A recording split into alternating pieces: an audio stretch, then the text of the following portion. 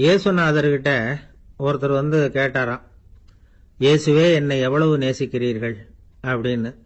அவர் தன்னுடைய இரு கைகளையும் அகல விரித்து இவ்வளவு என்று சொல்லி சிலுவையில் உயிர் நீத்தார் அப்படின்னு சொல்லுவாங்க.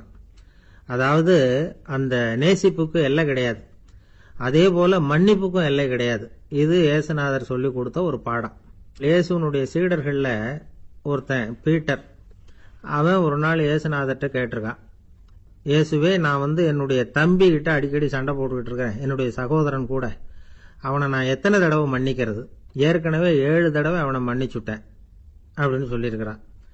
அப்போ இயேசு சொன்னாராம், மன்னிக்கிறதுக்கு எத்தனை தடவைங்கிற கணக்கெல்லாம் கிடையாது. எத்தனை தடவை உன்னுடைய சகோதரன் உன்னை கோபப்படுத்துகிறானோ அத்தனை தடவை நீ மன்னிக்கிறதுக்கும் தயாரா இருக்கணும், அதுதான் அப்படின்னு சொன்னாராம். அப்போ இவனுக்கு ஒன்றும் புரியல, இது என்ன அவன் தப்பு பண்ணிக்கிட்டே இருப்பான், நாம மன்னிச்சுக்கிட்டே இருக்கிறதா அப்படிங்கிறது மாதிரி குழப்பமா இருந்திருக்கிறான். அப்போ இயேசுநாதர் தன்னுடைய சீடன் பீட்டர் கிட்ட ஒரு கதை சொன்னாராம்.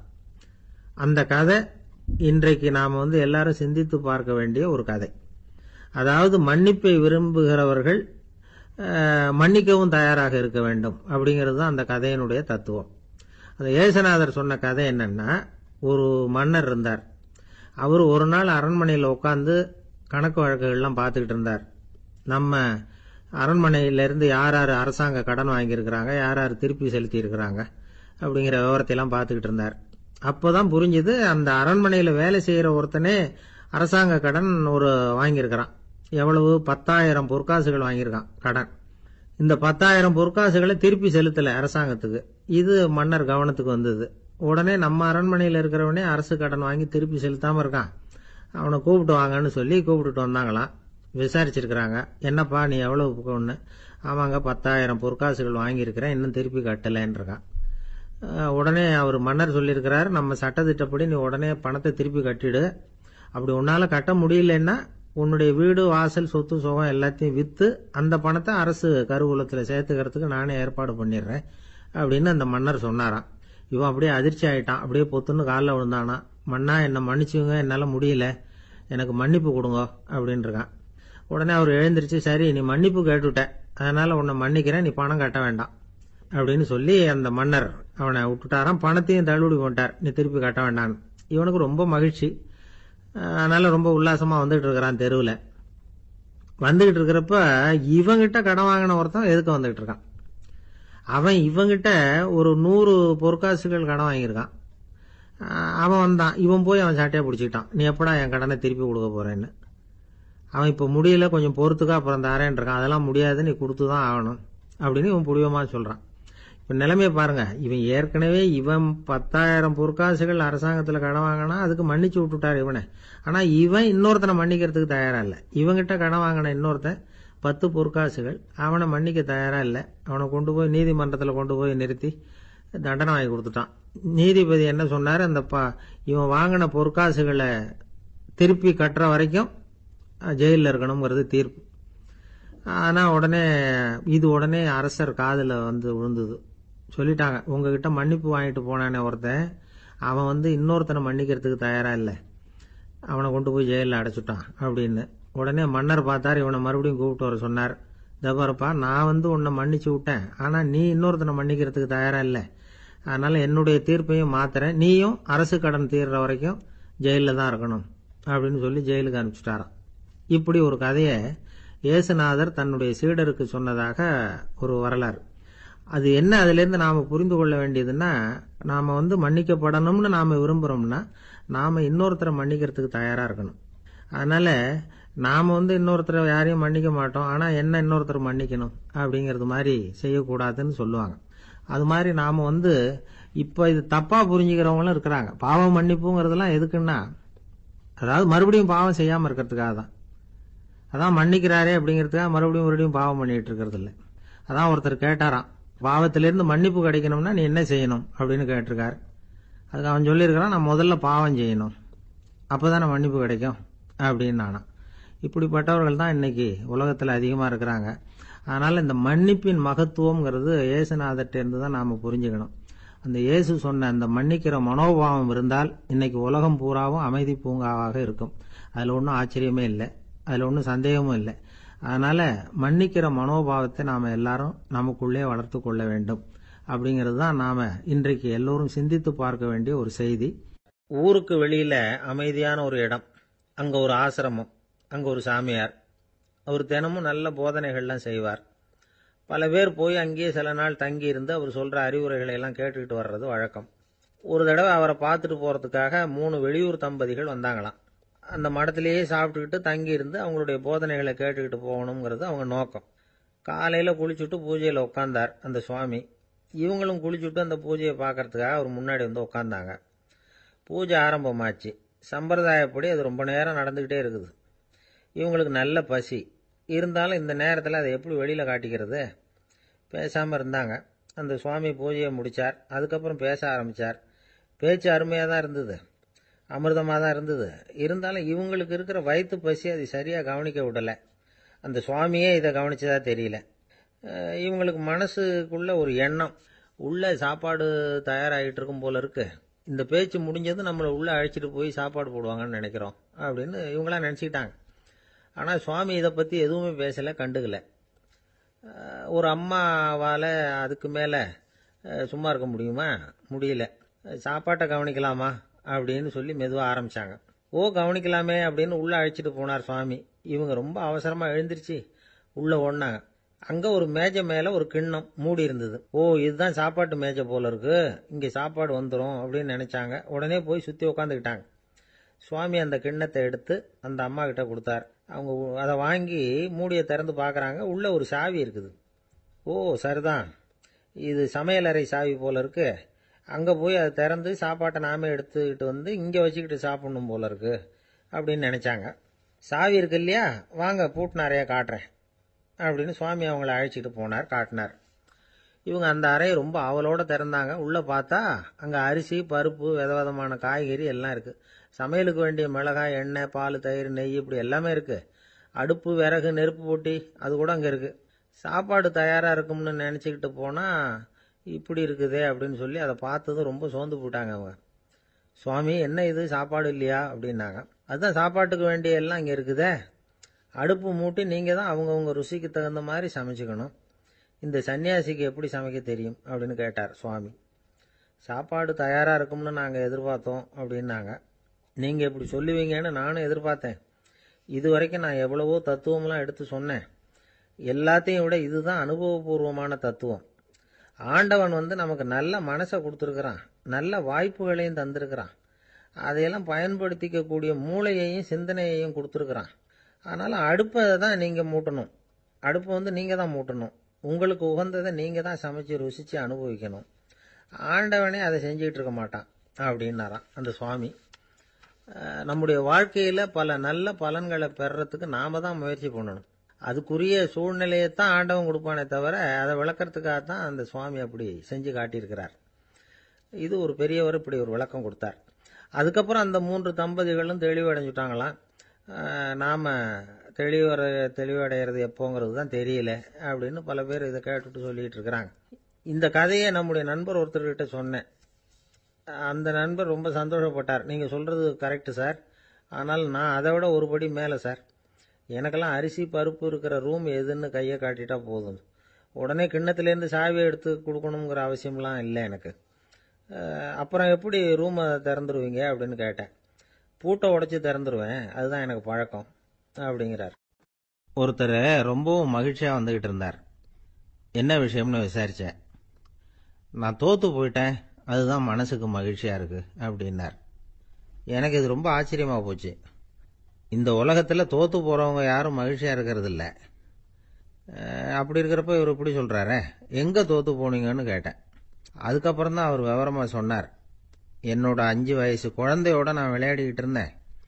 அந்த விளையாட்டில் என் குழந்தை ஜெயிச்சுட்டுது, நான் தோற்று போயிட்டேன் அப்படின்னார் ரொம்ப உற்சாகமாக. நான் யோசித்து பார்த்தேன். அதாவது நாம் சின்ன குழந்தையா இருக்கிறப்போ எந்த விளையாட்டில் கலந்துக்கிட்டாலும் அதில் நாம தான் ஜெயிக்கணும்னு ஒரு வெறி நமக்குள்ளே இருக்கும். நம்மளை எதிர்த்து விளையாடுறவர் நல்லவரா கெட்டவரா, பெரியவரா சின்னவரா அப்படிங்கிறதெல்லாம் முக்கியம் கிடையாது. அவர் தோற்று போகணும், நாம் ஜெயிக்கணும், அதுதான் முக்கியம். எதிரியை சந்தோஷப்படுத்த விளையாடுகிற கலை அப்போ நமக்கு தெரியறதில்ல. வாழ்க்கையில் ஒரு பக்குவம் வந்ததுக்கு அப்புறம் வெற்றி பெறணுங்கிற மன அழுத்தம் போயிடுது. போட்டியில் ஜெயிக்கணுங்கிறத விட குழந்தைய சந்தோஷப்படுத்தணுங்கிறது முக்கியமாக போச்சு. ஜெயிக்கணுங்கிற வெறி ஓடி போட்டுது. ஒரு குழந்தையா இருந்தப்போ நம்ம வளர்ச்சிக்கு உதவிய வெறி பெரியவனானதுக்கு பிறகு நமக்கு எதிரியா மாறுது. அதை சரியான சமயத்தில் நாம புரிஞ்சுக்கிட்டோம்னா போதும், நாம பொழைச்சிக்கலாம். ஒவ்வொரு மனுஷனுமே வாழ்க்கையோட அடுத்த கட்ட வளர்ச்சியில் அடி எடுத்து வைக்கிற நேரத்தில் தன்கிட்ட இருந்து ஏதோ ஒரு குணத்தை அல்லது தன் குணம் இருந்த ஏதோ ஒரு உறவை நாம இழக்கத்தான் வேண்டியிருக்குது. ஒரு கட்டம் வரைக்கும் உதவியா இருந்த குணம் அடுத்த கட்டத்துக்கு தடையா கூட மாறிடலாம். இந்த பரிமாண மாற்றத்துக்கு உள்ளாகிற ஒவ்வொருத்தரும் பிரத்யட்சமா இதை உணர்றாங்க. ஆனா பல பேர் எப்படின்னா பழச திறந்துட்டு புதிய கொள்கைகளை உருவாக்கிக்கிறதுக்கு இஷ்டம் இல்லாம இருந்துடுறாங்க, அல்லது அப்படி செய்ய முடியாம தவிக்கிறாங்க. இதையெல்லாம் மீறி அந்த பழச திறந்துட்டா அதை இழந்ததால உண்டாகிற மன அழுத்தம் சில காலத்துக்கு வருத்திக்கிட்டு தான் இருக்கும், வேற வழி இல்லை. ஆரோக்கியமான ஒரு முன்னேற்றத்துக்காக அந்த மன அழுத்தத்தை தாங்கிக்கத்தான் வேணும் அப்படிங்கிறாரு அந்த உலக புகழ்பெற்ற மேதை ஒருத்தர், இந்த ஸ்காட் பெக் அப்படிங்கிறவர். பிறந்த நாள் முதல் இதுதான் சரி அப்படின்னு கற்பிக்கப்பட்டு வந்த ஒவ்வொரு தத்துவத்தையும் தங்களுடைய வளர்ச்சிக்கு தகுந்த மாதிரி மாற்றி அர்த்தப்படுத்திக் கொள்ள முடியாமல் வாழ்க்கை சூழல்ல அப்படியே அரைப்பட்டு தூளாகிறவர்கள் தான் ரொம்ப தவிக்கிறாங்களாம். இதுதான் அவருடைய கருத்து. பெரும்பாலும் மனிதர்களுடைய நடுத்தர வயசுல, அதாவது 30 தாண்டுகிற சமயத்துல தான் இந்த தவிப்பு உண்டாவதுதான். இதுதான் மேற்கத்திய நாடுகள்ல அடிக்கடி மிட் லைஃப் கிரைசிஸ் அப்படின்னு சொல்றாங்க. அப்பப்போ பழசையெல்லாம் தொலைச்சு விட்டு புதுசா பிறக்கிறதுக்கு கத்துக்கணும். ஒவ்வொரு நிமிஷத்தையும் அந்த நிமிஷத்துக்கு ஏற்ற சித்தாந்தம் கொண்டவர்களாக சந்திப்போம் அப்படிங்கிறார் அந்த உளவியல் நிபுணர். இப்படி பழகிக்கிட்டா வாழ்க்கை இன்பமயம், இல்லைன்னா தவிப்பு மயம்தான். பழச தொலைக்க முடியாதவர்கள்ல எத்தனையோ பேர் உண்டு, எத்தனையோ ரகம் உண்டு. அதுல வேடிக்கையான நண்பர்களும் உண்டு. ஒருத்தர் நண்பர் வீட்டுக்கு போனார். அவரு ஏதோ இனிப்பு பலகாரம் கொடுத்து சாப்பிட சொல்லியிருக்கிறாங்க அவங்க வீட்டில். இவர் சாப்பிட்டு பார்த்துட்டு சொன்னாராம், சார் 6 மாசத்துக்கு முன்னாடி ஒரு தடவை இங்க வந்தேன், அப்போ ஒரு இனிப்பு பலகாரம் கொடுத்தீங்க, அது இதை விட நல்லா இருந்தது சார் அப்படின்னாராம். அப்ப செஞ்ச அதே இனிப்பு பலகாரம் தான் சார் இதுவும் அப்படின்னாராம் அவர். ஒரு நாள் ஒரு தகப்பனார் தன்னுடைய பிள்ளைய அழைச்சிட்டு வந்தார். சார், இவன் சரியா படிக்க மாட்டேங்கிறான், பெரியவங்களை மதிக்க மாட்டேங்கிறான், நீங்க கொஞ்ச நாள் இவனுக்கு குருவா இருந்து நல்ல விஷயங்களை சொல்லி கொடுத்தா தேவையில்லைன்னார். பெரியவங்களையும் மதிக்காதவன் எப்படி என்ன மதிக்க போறான் அப்படிங்கிறது நமக்கு யோசனை வரும் இல்லையா? வேணாங்க, என்ன விட்டுருங்க அப்படின்னோம். அவர் விட மாட்டேன்னு விட்டார். இல்லைன்னா அவரே சிஷ்யன் ஆயிடுவார் போல இருந்தது. சரி, வேற வழி இல்லாம அந்த பையனையே என்னுடைய சைடை நான் ஏத்துக்கிட்டு உபதேசம்லாம் பண்ண ஆரம்பிச்சோம். அதாவது குரு பக்தின்னா அது எப்படி இருக்கணுங்கிறத பத்தி சொல்லி கொடுத்தோம் அவனுக்கு. சதமகர் அப்படின்னு ஒரு குரு இருந்தார். அவருக்கு ஒரு சீடர். அவன் பேரு துளசி சைதன்யன், நைஷ்டிக பிரம்மச்சாரி. தன்னுடைய குருவுக்கு எந்த நேரத்தில் எது தேவைங்கிறத புரிஞ்சுக்கிட்டு சேவை செய்கிறவன். ஆனால் இவனை பற்றி மற்ற சீடர்களுக்கு பொறாம வந்துட்டுது. இவன் மட்டும் இப்படி இருக்கானேன்னு உடனே குரு கிட்ட போய் கோல் மூட்டினாங்க. அவன் சரியில்லை, அவன் நடந்துக்கிறது சரியில்லை, அப்படி இப்படின்னு எதையாவது சொல்லி. இருந்தாலும் இதையெல்லாம் அந்த குரு நம்பலை. அவருக்கு தெரியும் யார் யார் எப்படின்னு. துளசி சைதன்யன் பெருமையை மற்ற சீடர்களுக்கு உணர்த்தணும் அப்படின்னு நினைச்சார்.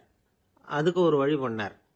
ஒரு நாள் சீடர்களை எல்லாம் கூப்பிட்டுக்கிட்டு ஒரு காட்டு வழியா போய்கிட்டு இருந்தார். அங்க ஒரு பெரிய மலை அருவி கொட்டிக்கிட்டு இருந்தது. குரு சீடர்கள் பக்கம் திரும்பினார். இந்த மலையின் மேலே இருந்து அந்த படுபாதாளத்துல குதிக்கிறதுக்கு உங்கள யார் தயார் அப்படின்னு கேட்டார். ஒரு சீடனும் ஆய திறக்கல, ஒதுங்கி நின்றுக்கிட்டாங்க. பின்னாடி மூட்டை முடிச்சோட வந்துகிட்டு இருந்தான் துளசி சைதன்யன். அவனை பார்த்தார். தபாருப்பா, நீ மேலே இருந்து அந்த அருவியில குதி அப்படின்னார். அப்படியே செய்யறேன் சுவாமின்னா ஓடி போய் பொத்துன்னு குதிச்சுட்டான். அடுத்த கணமே குருநாதர் தன்னுடைய யோக சக்தியால பறந்து போய் அவன் கீழே விழுந்துடாம தாங்கி பிடிச்சி கொண்டுகிட்டு வந்துட்டார். மற்ற சீடர்களுக்கெல்லாம் ஒரு மாதிரி ஆயிட்டுது. அடுத்தபடியா என்ன பண்ணலாம்னு யோசிச்சாங்க இவனை மாட்டி விடுறதுக்கு. ஒரு நாள் வெத்தலை அடிக்கிற ஒரு சின்ன உரலையும் உலக்கையையும் எடுத்து ஒளிய வச்சுட்டாங்க. சதமகர் சன்னியாசி இல்லை, அவர் வெத்தலை போடுவார். பல்லு சரியில்லை, அதனால இடிச்சுதான் வெத்தலையை போடணும். திடீர்னு வெத்தலை பாக்கு கேட்டார். வழக்கமா உரல்ல இடிச்சு தர்றது தான் துளசியின் பழக்கம். உரலை தேடினா கிடைக்கல, என்ன பண்றது? குரு கேட்டுவிட்டார. குரு சேவை தானே முக்கியம். என்ன பண்ணா வெத்தலை பாக்க தன்னுடைய வாயில போட்டு முன்னு அதை எடுத்து அவர்கிட்ட கொடுத்துட்டான். குரு எதையோ படிச்சுக்கிட்டே அதை வாங்கி வாயில போட்டுக்கிட்டார். துளசி, இன்னைக்கு தாம்பூலம் நல்லா அடிக்கப்பட்டிருக்கு, ருசியா வேற இருக்கு, அதை இடிச்ச பாத்திரத்தை என் கண்ணால பார்க்கணும்னு ஆசையா இருக்குன்னுட்டார். அதை மட்டும் அனுப்பி போய் நீ வர வேண்டான்னு வேற சொல்லிவிட்டார். இதை கேட்டதும் துளசி தவிச்சு போயிட்டான். இவன் போகாம எப்படி வாயை மட்டும் அனுப்பி வைக்க முடியும்? இவன் தவிக்கிறத பார்த்ததும் மற்ற சீடர்களுக்கெல்லாம் மனசுக்குள்ள ரொம்ப சந்தோஷம். துளசி கொஞ்சமும் யோசிக்கல. வாழை எடுத்தான், தன்னுடைய தலையவே அப்படியே அறுத்து வெட்டி எடுத்தான். இன்னொரு சீடங்கிட்ட கொடுத்துட்டான், எடுத்துட்டு போன்னு சொல்லி. கொண்டுட்டு போய் குரு முன்னாடி வைக்கிறாங்க. அந்த தலையில வாய் திறந்திருக்கு, வெத்தலை போட்டு முன்னு இருந்தது, தெரிஞ்சு போச்சு, சிவப்பா இருந்தது. அவனுடைய குரு பக்தியை இப்ப எல்லாரும் ஒத்துக்கிட்டாங்க. அதுக்கப்புறம் குரு சதமகர் தன்னுடைய அற்புத திறமையினால அந்த தலையை மறுபடியும் ஒட்ட வச்சுட்டார். துளசிக்கு உயிர் வந்துட்டுது. இப்படி ஒரு பெரிய கதை உண்டு. அதாவது துளசி சைதன்யன் அவனுடைய குரு பக்தி எப்படி அப்படின்னு கேட்டோம். ரொம்ப அபாரம் அப்படின்னு அந்த பையன் அடக்கமா, சும்மா விளையாட்டுக்காக தான் அப்படி அவங்ககிட்ட கேட்டோம். ஏன்பா உன்னுடைய குரு பக்தியை என்கிட்ட காட்டுறதுக்கு உன்னோட கழுத்தை நீயே அறுக்கணும்னு நான் சொன்னா அதை நீ செய்வியா அப்படின்னு கேட்டோம். என்னுடைய கழுத்தை நானே அறுக்க வேண்டிய அவசியம் இல்லை சார் அப்படின்னா அவன். ஏண்டான்னு, அதே காரியத்தை தான் இனிமே நீங்க தினமும் செய்ய போறீங்களே சார் அப்படிங்கிறான். ஐயா, என்னுடைய நூல் வெளியீட்டு விழாவுக்கு அவசியம் நீங்க வரணும் அப்படின்னு கூப்பிட்டார் ஒருத்தர். எப்போ வரணும்னு கேட்டேன். அடுத்த வாரம்னார். சரி, புத்தகம் தயாராயிட்டுதா அப்படின்னு. நாளைக்கு தான் அச்சிக்க கொடுக்க போறேன்னார். என்னங்க இது, புத்தகம் அச்சிடுறதுக்கு முன்னாடியே அழைப்புதழை அச்சடிச்சு விட்டீங்களே அப்படின்னு கேட்டேன். அதனால என்னங்க, அந்த காலம் மாதிரியா போலாம், அச்சுக்கலை எவ்வளவோ முன்னேறியாச்சுங்க. Lino type, mono type, photo type, laser, இப்படி என்னென்னமோ வந்தாச்சு. இன்னைக்கு கொடுத்தா நாளைக்கே புத்தகம் தயார் அப்படின்னார். இப்படி இந்த அளவுக்கு முன்னேறி இருக்கிற இந்த அச்சுக்கலை ஆரம்பத்தில் எப்படி இருந்தது தெரியுமா? அந்த காலத்தில் காகிதம்னா என்னன்னே தெரியாது. அப்படி ஒன்று கண்டுபிடிக்கப்படவே இல்லை. அப்பெல்லாம் எதையாவது ஒன்று எழுதணும்னா அதுக்கு ஆட்டு தோலை தான் பயன்படுத்தி இருக்கிறாங்க. கண்ணுக்குட்டி தோல் கூட அதுக்கு உபயோகப்பட்டு தான். ஐரோப்பாவில் இருந்த பாதிரியார்கள் தோல்ல எழுதப்பட்ட புத்தகத்தை தயாரிக்கிறதுல ரொம்ப கெட்டிக்காரங்களாம். எகிப்து, அப்புறம் மத்திய தரைக்கடல் ஓரத்தில் உள்ள நாடுகள், இங்கெல்லாம் தோல் தான் எழுது பொருளாக பயன்பட்டு வந்திருக்குது. ஆனால் நம்ம நாட்டில் ஓலைச்சுவடிகளை எழுத்துக்கு பயன்படுத்தி இருக்கிறாங்க.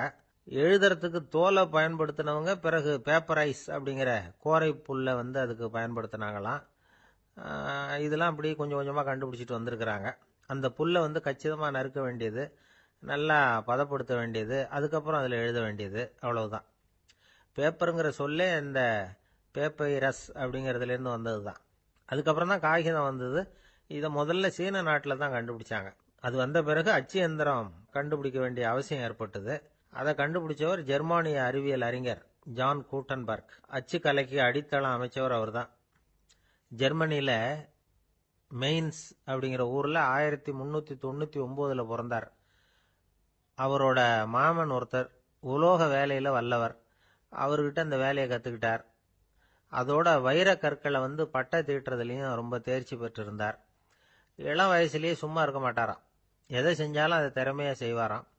அவர் தான் முதல்ல மர அச்சு எழுத்துக்களை உருவாக்கினார். அது மேல மை தடவி பிரதிகள் எடுத்தார். அதுக்கப்புறம் உலோக எழுத்துக்கள், முதல்ல காரியம், அப்புறம் இரும்பு, அப்புறம் கலப்பு உலோகம். பிறகு அச்சடிக்கிறதுக்கு எந்திரம் ஒன்றையும் உருவாக்கினார். முதல்ல பைபிள் அச்சடிச்சார். 1468 அவர் இறந்து போனார். 16ஆம் நூற்றாண்டுல மேலை நாடுகள்ல இருந்து மர எழுத்துக்களை கொண்டுகிட்டு தமிழ்நாட்டில் கிறிஸ்துவ நூல்களை அச்சிட்டாங்க. அப்பெல்லாம் அச்சகங்கள் போதிய அளவுக்கு இங்கே இல்லை. அதுக்கு என்ன காரணம்னா, இந்தியர்கள் அச்சகங்களை நடத்தக்கூடாது அப்படின்னு சட்டம். 1835 வரைக்கும் அந்த சட்டம் நடைமுறையில் இருந்தது. இந்த நிலைமையில அங்கேயும் இங்கேயுமா 1-2 அச்சகங்கள் ஆரம்பமாச்சு.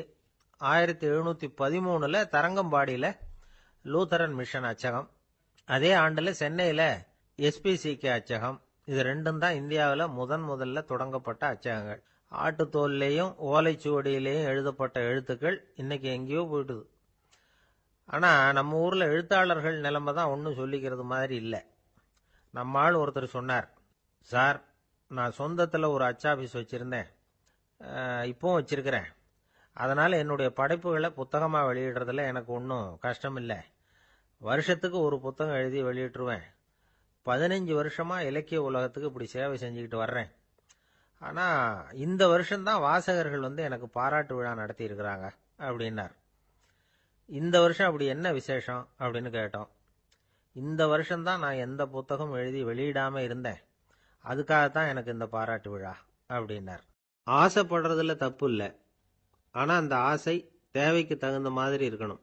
தேவைக்கு மீறிய ஆசைகள் இருக்கு பாருங்க, அது தேவையில்லை. இந்த கருத்தை வலியுறுத்தது மாதிரி ஒரு கதை உண்டு. தேவேந்திரனுக்கு திடீர்னு வீடு கட்டணும்னு ஒரு ஆசை வந்துதான். வீடுன்னா நாம கட்டுற மாதிரி இல்லை. தேவேந்திரன் வீடுன்னா சும்மாவா, ஒரு பிரம்மாண்டமான அரண்மனை கட்டணும். அது மாதிரி இந்த 3 லோகத்திலையும் ஒரு அரண்மனை கிடையாது அப்படின்னு எல்லாரும் சொல்லணும். இது அவனோட ஆசை. உடனே தேவ தச்சரான விஸ்வகர்மாவை கூப்பிட்டான், உத்தரவு போட்டான். விஸ்வகர்மா தன்னுடைய உதவியாளர்களை எல்லாம் கூப்பிட்டு ஒன்னா சேர்த்துக்கிட்டார். படாத பாடுபட்டு ஒரு பெரிய அரண்மனையை கட்டி முடிச்சார். கட்டி முடிக்க 1000 வருஷம் ஆச்சு. தேவேந்திரன் வந்து பார்க்கறான். அவனுக்கு திருப்தி ஏற்படலை. என்னுடைய அந்தஸ்துக்கு இது ரொம்ப சாதாரணமான கட்டிடம், இதை விட இன்னும் பெருசா கட்டு அப்படின்னா.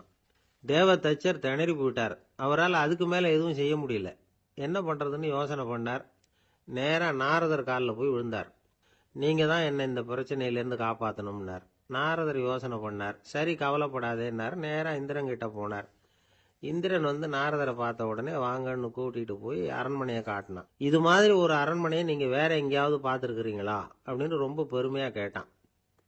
நான் பார்த்ததில்லை, ஆனா என்னை விட வயசுல மூத்தவர் மகரிஷி லோமேசர், அவர் ஒருவேளை பார்த்துருக்கிறாரா என்னமோ அப்படின்னார். உடனே அவரை மனசுல நினைச்சு தியானம் பண்ணினார். அடுத்த கணம் லோமேசர் அங்க வந்தார். இடையில ஒரு சின்ன துண்டு, கையில ஒரு கமண்டலம், தலையில ஒரு பாய், அவ்வளவுதான் அவர்கிட்ட இருந்தது. எதுக்காக தலையில இந்த பாய் அப்படின்னு கேட்டான் இந்திரன். என்ன மாதிரி அற்ப ஆயுள் உள்ள ஒரு ஜீவன் தனியா வீடு கட்டிக்கிட்டு திண்டாடணுமா? இந்த பாய் தான் ஒரு வீடு மாதிரி எனக்கு நிழல் கொடுக்குது அப்படின்னார் அவர்.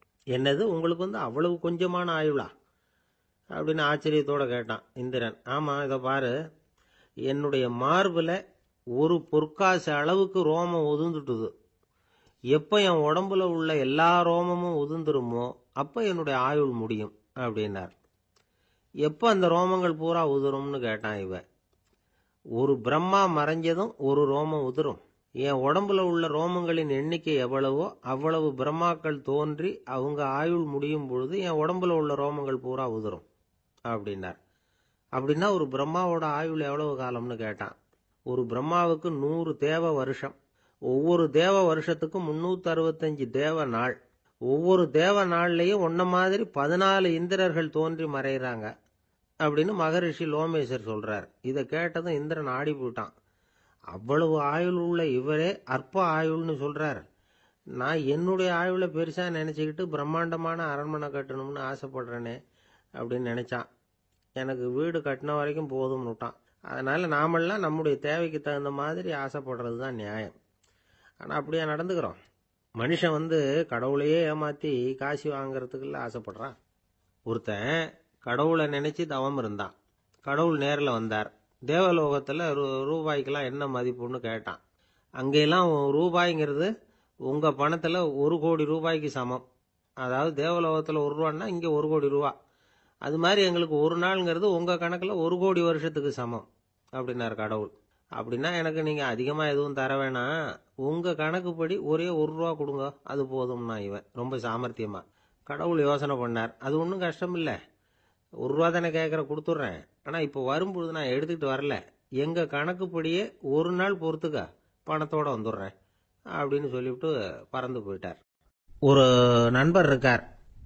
எப்ப பார்த்தாலும் கையில ஒரு புத்தகம் இருக்கும். புத்தகம் இல்லாம எங்கேயும் புறப்பட மாட்டார். எதுக்காக இப்படி எடுத்துட்டு போறீங்க அப்படின்னு கேட்டா, எனக்கு இது ஒரு நல்ல நண்பன் மாதிரி, இந்த காலத்துல எங்க போனாலும் காத்திருக்க வேண்டியிருக்கு, அது மாதிரி சமயத்துல நான் வந்து நண்பன் கூட பேசிக்கிட்டு இருப்பேன் அப்படிம்பாரான். ஒருத்தர் ஒரு பெரிய அரச பதவியில் இருந்தார். அவர் பதவியிலிருந்து இறங்க வேண்டிய சூழ்நிலை. அரசு கொடுத்திருந்த வீட்டை விட்டுட்டு வெளியில வர்றார். வரும்பொழுது 2 கையிலேயும் 2 பெட்டியை எடுத்துக்கிட்டு வந்தாராம். சார், உங்களுடைய உடைமைகள் அப்படின்னு கேட்கறாங்க அங்க இருந்த ஊழியர்கள். இவர் தன்னுடைய கையில இருக்கிற பெட்டியை காட்டி, இதுதான் என்னுடைய சொத்து அப்படின்னாராம். ஒரு பெட்டியில அவருடைய உடைகள், இன்னொரு பெட்டியில அவர் விரும்பி படிக்கிற புத்தகங்கள், அவ்வளவுதான். இதுதான் இருந்துதான். புத்தகம் படிக்கிறது வந்து மனசுக்கு நல்லதுங்கிறது நமக்கு தெரியும். புத்தக வாசிப்பு வந்து உடம்புக்கும் நல்லதுங்கிறாங்க. அது நமக்கு ஆச்சரியமா தான் இருக்குது. ஒரு நபர் ஒரு வருஷத்துல சராசரியா 2000 பக்கங்களை படிச்சிருக்கணுமா, யுனெஸ்கோ பரிந்துரை. ஆனா நம்ம நாட்டில் நாம சராசரியா படிக்கிறது 32 பக்கங்கள், அவ்வளவுதான். இவ்வளவுக்கு நம்ம நாட்டில் 6000த்துக்கும் மேற்பட்ட நாளேடுகள், 2000த்துக்கும் மேற்பட்ட இதழ்கள், மலர்கள், இவ்வளவு இருந்தும் சரியா வரல. இந்த உலகத்துல முதல் நூலகம் எங்க எப்போ ஆரம்பமாச்சு தெரியுமா? கிமு 2500ஆம் ஆண்டுல அது ஆரம்பமாயிருக்குது. பாபிலோனியாவில் அமில் அணு அப்படிங்கிற அரசன் தான் நூலகத்தை உருவாக்கி இருக்கிறான். அப்பெல்லாம் தாள் கிடையாது, களிமண் தான். களிமண் பலகைகளில் எழுதி அது தொகுத்து அப்படியே நூலாக்கி அதை நூலகத்தில் வச்சிருப்பாங்களாம். அரசருடைய நூலகத்தில் 1000த்துக்கும் மேற்பட்ட நூல்கள் இருந்ததாக வரலாற்று குறிப்பு இருக்குது.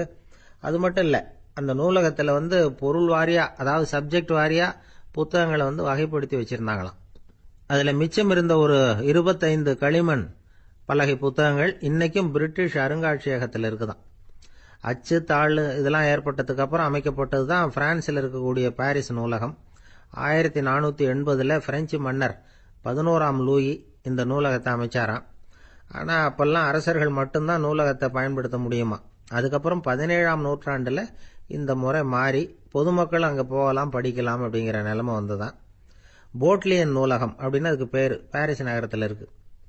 அங்கதான் நூல்களின் பட்டியல் தயாரிப்பு பணி ஆரம்பமாச்சு. கல்வி வளர்ச்சியையும் நூலகத்தையும் இணைச்சவர் நெப்போலியன் போனபார்ட். முன்பணம் செலுத்தி புத்தகத்தை படிக்கிற முறையையும் அவர் தான் கொண்டுட்டு வந்தாராம்.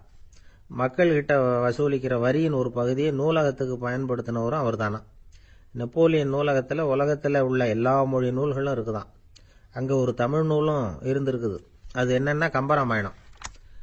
சோவியத் யூனியனுக்கு படையெடுத்து போனப்போ அங்கிருந்து லட்சக்கணக்கான புத்தகங்களை இந்த பனிச்சறுக்கு வாகனங்கள் இருக்குல்ல, அதுல கொண்டுகிட்டு வந்ததாக வரலாறு. அடுத்தபடியா குறிப்பிட்டு சொல்லத்தக்க நூலகம் எதுன்னா பிரிட்டிஷ் நூலகம். மிக பழைய கையெழுத்து பிரதியெல்லாம் கூட அங்க இருக்குது. 1753 ஆரம்பமாச்சு. அதுல உள்ள நூல்களை வரிசையா அடுக்கினா 180 கிலோமீட்டர் நீளத்துக்கு வருமா. மிகப்பெரிய நூலகம் அமெரிக்க தலைநகர் வாஷிங்டன்ல இருக்குதான். இந்தியாவை பொறுத்த வரைக்கும் பெரிய பழைய நூலகம் எதுன்னா கல்கத்தா நூலகம்.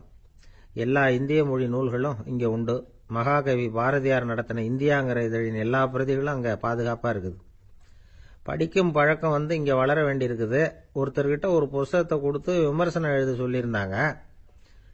கொஞ்ச நாள் கழிச்சு அவரை போய் பார்த்து, என்னங்க புஸ்தகத்தை படிச்சு பார்த்தீங்களா அப்படின்னு கேட்டாங்களாம். இதுக்கு அவர் சொல்லியிருக்கிறார், இன்னும் நான் படிச்சு பார்க்கலிங்க, இப்பதானே விமர்சனமே எழுதி முடிச்சிருக்கிறேன், இனிமே தான் படிக்கணும் அப்படின்னாராம். ஒருத்தர் அவசரமா போய்கிட்டு இருந்தார். எங்க போயிட்டு இருக்கீங்க அப்படின்னு கேட்டார் ஒரு பெரியவர். கடைக்கு போறேன் சார், சாமான் வாங்கறதுக்கு அப்படின்னார். அங்க போறதுக்கு முன்னாடி தெரிஞ்சுக்க வேண்டியதெல்லாம் தெரிஞ்சுக்கிட்டீங்களா அப்படின்னு கேட்டார் பெரியவர். கடைக்கு போய் காசை கொடுத்து ஒரு பொருளை வாங்கிட்டு வரப்போறோம், இதுல தெரிஞ்சுக்க வேண்டியது என்ன இருக்குது அப்படின்னார் அலட்சியமா. இப்ப அந்த பெரியவர் பேச ஆரம்பிச்சார். இந்த உலகத்துல எந்த ஒரு செயல்ல இறங்குறப்பவும் நாம நல்லா ஆலோசனை பண்ண வேண்டிய விஷயம் 5 அப்படின்னார். உதாரணமா, ஒருத்தன் கடைக்கு போய் ஏதோ ஒரு பொருளை வாங்கிட்டு வர போறான்னு வச்சுக்கங்களேன். அப்ப கூட அவன் 5 விஷயங்களை பத்தி தெரிஞ்சுக்க வேண்டியிருக்குது அப்படிங்கிறார் அவர். முதல்ல அந்த பொருள் எப்படிப்பட்டது அப்படிங்கறத தெரிஞ்சுக்கணும். ரெண்டாவதா தன்னை பத்தியும் தெரிஞ்சுக்கணும். அப்பதான் அந்த பொருள் தனக்கு தேவையா இல்லையா அப்படிங்கறத புரிஞ்சுக்க முடியும். மூணாவதா தெரிஞ்சுக்க வேண்டியது ஒண்ணு இருக்கு. அது என்னன்னா, அந்த பொருளை அடையறதுக்கு வழி என்ன அப்படிங்கறத தெரிஞ்சுக்கணும். அதாவது எவ்வளவு பணம் கொடுத்தா அது கிடைக்கும், இது மாதிரியான விஷயங்கள். நாலாவதா அந்த பொருளை அடையிறது மூலமா நாம அடையக்கூடிய பயன் என்ன அப்படிங்கறதையும் உணரணும். அஞ்சாவது, அந்த பொருளை அடையிறதுல இருக்கக்கூடிய தடை எது அப்படிங்கறதையும் நாம தெரிஞ்சுக்கணும். பெரியவர் பேசுறது ஏதோ தத்துவம் மாதிரி தெரியுது இல்லையா? தத்துவம் தான். அதாவது இப்படி உலகியல் வாழ்க்கையில சின்ன சின்ன விஷயங்கள்லயே நாம 5 விஷயங்களை தெரிஞ்சுக்க வேண்டி இருக்குது. அது ரொம்ப அவசியமா இருக்கு. பேரின்ப நிலைன்னு சொல்றாங்கல்ல, அது மாதிரி பெரிய சமாச்சாரங்கள்லயும் இந்த 5 விஷயங்களை நாம தெரிஞ்சுக்க வேண்டி இருக்குது. அதுக்கு பேர் என்னன்னா அர்த்த பஞ்சகம். வைணவ சமயத்துல அர்த்த பஞ்சகம்ங்கிறது ரொம்ப பெரிய விஷயம். கடைக்கு போறது மாதிரி கடவுளை பார்க்க போறப்பவும் நாம 5 விஷயங்களை தெரிஞ்சுக்கணுமா. முதல்ல பரம்பொருள் அப்படிங்கிறது என்ன, அதோட தன்மைகள் என்ன, இதை தெரிஞ்சுக்கணும். இதுக்கு பேர் என்னன்னா பரமாத்ம ஸ்வரூபம் அப்படின்னு பேர். ரெண்டாவது, நாம யாரு, நம்மோட தன்மை என்ன அப்படிங்கறத தெரிஞ்சுக்கணும். நான் யாருன்னு எனக்கே தெரியலங்கிறப்போ இதை நான் சொல்றேன்னு இது என்னுடையதுன்னு சொல்றது தப்பு தானே. அப்புறம் மூணாவது விஷயம், பரம்பொருளை நாம் அடையறதுக்கு வழி எது, இது தெரிஞ்சுக்கணும். இது உபாய ஸ்வரூபம் அப்படின்னு பேர். நாலாவது விஷயம், நாம் அடைய வேண்டிய பயன்கள் என்ன அப்படிங்கறத தெரிஞ்சுக்கிறது. இதுக்கு புருஷார்த்தம் அப்படின்னு பேர். அஞ்சாவது, அந்த பயனை அடைய விடாமல் தடுக்கிற தடைகள் யாவை அப்படிங்கறத தெரிஞ்சுக்கிறது. இது விரோதி ஸ்வரூபம். இதைத்தான் தடையியல் அப்படின்னு சொல்றாங்க. அதாவது பரமாத்மாவை பற்றிய அறிவு, ஜீவாத்மாவை பற்றிய அறிவு, உபாயம் பற்றிய அறிவு, புருஷார்த்தம் பற்றிய அறிவு, இந்த 4 அறிவுக்கும் எதிரடையா, அதாவது அதையெல்லாம் தப்பா புரிஞ்சுக்கிறதால உண்டாகக்கூடிய அறிவு விரோதி ஸ்வரூபம். என்ன இது தகவல்ல ஏதாவது கதை சொல்லுவீங்கன்னு பார்த்தா ஏதோ தத்துவம் பேசிட்டு இருக்கிறீங்களே அப்படின்னு நினைக்கலாம். இதுவும் தெரிஞ்சுக்க வேண்டிய ஒரு பெரிய விஷயம்தான். காதல போட்டு வச்சா எப்போவாவது உபயோகப்படும். என்னுடைய நண்பர் ஒருத்தர் ஒரு நாள் என்கிட்ட சொன்னார், சார், அடுத்த மாசம் தஞ்சாவூர்ல ஒரு கல்யாணம், போறதா வேண்டாமா அப்படின்னு ஒரே குழப்பமா இருக்கு அப்படின்னார். நான் உடனே இந்த அர்த்த பஞ்சக உபதேசம் பண்ண ஆரம்பிச்சேன். அவர் எல்லாத்தையும் பொறுமையா கேட்டுட்டு, சரி சார், நான் போறதுன்னு முடிவு பண்ணிவிட்டேன்னார். எப்படி இந்த முடிவுக்கு வந்தீங்க அப்படின்னு கேட்டேன். அவர் சொன்னாரு, சார், அந்த 2வது பாயிண்ட் ஒன்று சொன்னீங்களே, அதை புரிஞ்சுக்கிட்டதுக்கு அப்புறம்தான் இந்த முடிவுக்கு வந்தேன் அப்படின்னாரு. என்ன 2வது பாயிண்ட்னு? அதாவது தன்னை பத்தி புரிஞ்சுக்கணும் அப்படின்னு சொன்னீங்க. உடனே என்னை பத்தி புரிஞ்சுக்கிட்டேன், நான் யாருங்கிறது எனக்கு தெரிஞ்சுது, உடனே போறது தான் நல்லதுன்னு முடிவு பண்ணிவிட்டேன்னார். நீங்க யாருன்னு கேட்டேன். நான் தான் சார் அந்த கல்யாணத்துல தாலி கட்ட வேண்டிய மாப்பிள்ளை அப்படின்னார். ஒரு வயசான அம்மா தெரு வழியா போயிட்டு இருந்தாங்க. அவங்க கையில என்னத்தையோ வச்சுக்கிட்டு அதை அடிக்கடி பார்த்துக்கிட்டே இருந்தாங்க. ஒருத்தன் மெதுவா அவங்க கிட்ட போய் கையில் இருக்கிறது என்ன அப்படின்னு எட்டி பார்த்தான். பார்த்தா அவங்க கையில 4 பல்லு இருந்துதான். இவன் ஆச்சரியமா அந்த அம்மாவை பார்த்தான். ஏம்மா, உனக்கு என்ன பைத்தியமா, ஏது இந்த பல்லு, இதை என்னத்துக்காக கையில வச்சுக்கிட்டு அலைஞ்சிக்கிட்டு இருக்கிற அப்படின்னு கேட்டிருக்கான். அதுக்கு அந்த அம்மா விவரம் சொல்ல ஆரம்பிச்சாங்களாம். இதை பாருப்பா, எனக்கு ஒரு மகன் இருந்தான், அவனை ரொம்ப செல்லமா வளர்த்தேன். அவனை தரையிலேயே நடக்க விடுறதில்ல, எப்பவும் தூக்கி வச்சுக்கிட்டு இருப்பேன். அவன் நல்லா பெரியவனாகி பள்ளிக்கூடம் போறப்ப கூட அவன் புஸ்தக மூட்டையை நான் தான் சுமந்துக்கிட்டு போவேன். பார்க்குறவங்க கூட கேலி பண்ணுவாங்க, ஏம்மா படிக்க போறது நீயா உன் பிள்ளையான்னு கேட்பாங்க. அவன் இன்னைக்கு எவ்வளவோ பெரிய மனுஷன் ஆயிட்டான், வெளிநாட்டில் பெரிய உத்தியோகத்தில் இருக்கான். சமீபத்தில் இங்கே வந்துட்டு போனான். ஒரு நாள் ஏதோ கோபத்தில் என்ன அரைஞ்சுட்டான். அப்போ இந்த 4 பல்லும் கீழே விழுந்துட்டுது. இன்னமும் கூட விழுந்திருக்கும், ஆனால் பல்லு தான் இல்லை. என் புள்ள அரைஞ்சதுனால விழுந்த பல்லு இல்லையா அது, அதனால இதை எப்பவும் என் கையிலேயே வச்சுக்கிட்டு ஆசையோட பார்த்துக்கிட்டு இருக்கிறேன். அவன் தான் வெளிநாட்டுக்கு போட்டான், அவனை பார்க்க முடியாத ஏக்கத்தை நான் இந்த பல்லை பார்த்து போக்கிக்கிறேன் அப்படின்னு நாங்களாம் அந்த அம்மா. இந்த கதை எதுக்காகன்னா, தாய் அன்பு அப்படிங்கிறது எப்படிப்பட்டதுங்கிறத புரிஞ்சுக்கிறதுக்காக. கல்யாணம் ஆனதுக்கு அப்புறம் தாயை மறந்து விடுறவங்க எத்தனை பேர் இந்த உலகத்தில், அவங்க காதல வேணுங்கிறதுக்காக தான் இந்த தகவல். ஆனால் ஒரு விஷயம் மட்டும் நல்லா புரிஞ்சுக்கணும், தாயை மதிக்க தெரிஞ்சவங்க தான் இன்னைக்கு வாழ்க்கையில் எல்லா விதத்துலேயும் முன்னுக்கு வந்திருக்கிறாங்க. வேணும்னா விசாரித்து பார்த்துங்க. இன்னொரு அம்மா இருந்தாங்க. அவங்க தினமும் ஒரு கோயிலுக்கு வருவாங்க. சாமியை பார்த்து, கடவுளே, நான் இறந்து போனால் நரகத்துக்கு போகணும் அப்படின்னு வேண்டிக்குவாங்களாம். எல்லாரும் சொர்க்கத்துக்கு போகணும்னு தானே கடவுள்கிட்ட வேண்டிக்குவாங்க. இந்த அம்மா தினம் நான் நரகத்துக்கு போகணும் அப்படின்னு வேண்டிக்கிறாங்க. அங்கிருந்த அர்ச்சகருக்கு இது சந்தேகம். ஒரு நாள் அதை நேரடியாகவே அவங்க கிட்ட கேட்டுவிட்டார். அதுக்கு அந்த அம்மா பதில் சொன்னாங்களாம், ஐயா, எனக்கு கல்யாணம் ஆகி ரொம்ப நாள் வரைக்கும் குழந்தை பாக்கியம் இல்லாமல் இருந்தது. கோயில் குளம் எல்லாம் சுற்றி வந்தேன். ரொம்ப நாள் கழித்து ஒரு குழந்தை பிறந்தது, ஆண் குழந்தை. அவனை நான் ரொம்ப செல்லம் கொடுத்து வளர்த்தேன். அதோட விளைவு என்ன ஆச்சுன்னா, அவன் ரொம்ப மோசமாக ஆயிட்டான். கெட்ட பழக்க வழக்கம்லாம் கற்றுக்கிட்டான். அவன் இறந்து போனால் நிச்சயம் அவனுக்கு நரகம்தான் கிடைக்கும். அந்த அளவுக்கு கெட்டவன் அவன். அப்படிப்பட்ட காரியங்கள்லாம் பண்ணிகிட்டு இருக்கான், எனக்கு தெரியும். இவனுக்காக நரகத்தில் கூட யாரும் தயவு காட்ட மாட்டாங்க, தாட்சண்யம் காட்ட மாட்டாங்க. அதனால் இவனுக்கு முந்தி நான் இறந்து நரகத்துக்கு போயிட்டா அங்கே இவனை கவனிச்சிக்கலாமே, இவனுக்கு பணிவிடை செய்யலாமேன்னு பார்க்குறேன் அப்படின்னு நாங்களாம். அதனால தான் நான் நரகத்துக்கு போகணும்னு தினம் ஆண்டவனை வேண்டிகிட்டு இருக்கிறேன் அப்படின்னு கண்கலங்கி அந்த அம்மா சொன்னாங்களாம். அதுதான் தாய் உள்ளம்ங்கிறது. தாயின் பெருமையை சரியாக உணர்ந்துட்டா அவங்களுக்கு எப்பவும் எந்த கஷ்டமும் வராது. இது ஏதோ உபதேசத்துக்காக சொல்கிற வார்த்தை இல்லை, உண்மையான வார்த்தை. இந்த விவரத்தையெல்லாம் நண்பர் ஒருத்தர்கிட்ட சொல்லிக்கிட்டு இருந்தேன். அவர் கொஞ்ச நாள் கழித்து என்னை தேடி வந்தார். அவர் கையிலேயும் 4 பல்லு வச்சுருந்தார். என்னங்க ஆச்சு, ஏதுங்க இந்த பல்லு அப்படின்னு விசாரித்தோம். உங்கள் உபதேசத்தை கேட்டுட்டு இந்த உலகத்தில் எல்லாரையும் தாயா நினைக்க ஆரம்பிச்சிட்டேன். ஒரு அம்மாவை கடத்தரில் பார்த்து தாயேன்னு கூப்பிட்டேன். அவங்க உடனே பலார்னு என்னை அரைஞ்சிட்டாங்க. பல்லு விழுந்துட்டுது. அதை தான் பொறுக்கி எடுத்துக்கிட்டு நேராக உங்களை தேடி வந்துக்கிட்டு இருக்கிறேன்னார். தாயேன்னு தானே கூப்பிட்டீங்க, அதுக்கு ஏன் அரைஞ்சாங்க அப்படின்னு கேட்டோம். நான் தாயேன்னு கூப்பிட்டது அவங்க காதில் நாயேன்னு விழுந்துட்டு தான், அதுதான் அப்படி ஆயிட்டுது அப்படின்னார். ஏங்க எங்கே போயிட்டு வரீங்க அப்படின்னு கேட்டேன். எனக்கு வேண்டப்பட்ட ஒருத்தரை பார்த்து. ஆஸ்பத்திரிக்குன்னார். எந்த ஆஸ்பத்திரிக்குன்னே? மாட்டு ஆஸ்பத்திரிக்குன்னார். என்ன விஷயம்னே? மாமனாருக்கு உடம்பு சரியில்லை, அதுதான் மாட்டு ஆஸ்பத்திரிக்கு போயிட்டு வரேன்னார். அட பாவி, அதுக்கு அந்த ஆஸ்பத்திரிக்கா போவாங்க அப்படின்னு ஆச்சரியமா. அட அது இல்லைப்பா, முதல்ல எங்கள் குடும்ப டாக்டர் தான் தேடிக்கிட்டு போனேன். அவர் அந்த நேரத்தில் அவர் வளர்க்குற நாய்க்குட்டிக்கு உடம்பு சரியில்லைன்னு சொல்லி அதை தூக்கிக்கிட்டு மாட்டு ஆஸ்பத்திரிக்கு போயிட்டாராம் சொன்னாங்க. அதனால் அங்கே போய் அவரை சந்தித்து விஷயத்தை சொல்லிவிட்டு வர்றேன்னார். அப்புறம் தான் எனக்கு கொஞ்சம் நிம்மதியாக இருந்தது. பொதுவாக நமக்கு தெரிஞ்ச வரையில் டாக்டர்கள் 2 வகை. நமக்கு வைத்தியம் பண்ணுற டாக்டர்கள் ஒரு வகை, நம்மக்கிட்ட இருக்கிற ஆடு மாடு கோழிக்கு வைத்தியம் பண்ணுற டாக்டர்கள் ஒரு வகை. இப்போ தான் எனக்கு தெரியும் இன்னொரு வகையான டாக்டர்களும் உண்டுங்கிறது. அது யாருன்னா பூச்சிகளுக்கு வைத்தியம் பண்ணுற டாக்டர்கள், அதாவது பூச்சி டாக்டர்கள். வெளிநாடுகளில் அப்படிலாம் கூட சில பேர் இருக்கிறாங்க. பிரிட்டனில் யார்க்ஷயர் வட்டாரத்தில் ராதர்ஹாம் அப்படின்னு ஒரு ஊர். அங்கே ஒரு விலங்கியல் மருத்துவர், பேர் டாக்டர் லான்ஸ் ஜெப்சன். அவர் ஆஸ்பத்திரி வாசலில் பார்த்தீங்கன்னா தினமும் நிறைய பேர் நின்றுக்கிட்டு இருப்பாங்க. கையில் கண்ணாடி குடுவை, தகர டப்பா இப்படி ஏதாவது இருக்கும். அதுக்குள்ளே ஏதாவது பூச்சிகள் இருக்கும். அதுக்கு வைத்தியம் பண்ணுறதுக்காக வந்தவங்க தான் அவங்கெல்லாம். சிலந்தி பூச்சி, பல்லி, தேளு, பாம்பு இப்படி ஏதாவது இருக்கும்.